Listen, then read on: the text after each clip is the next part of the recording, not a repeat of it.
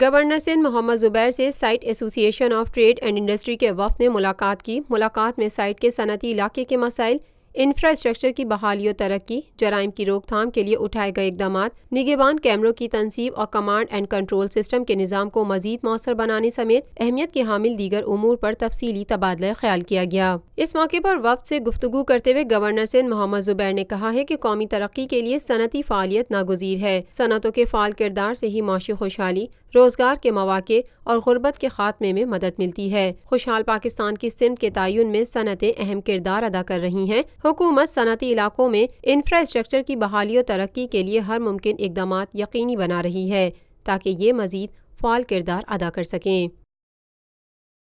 پاکستان بھر میں نمائندگان کا وسیع نیٹ ورک، ہر خبر جاننے کے لیے دیکھتے رہیے TNN TV۔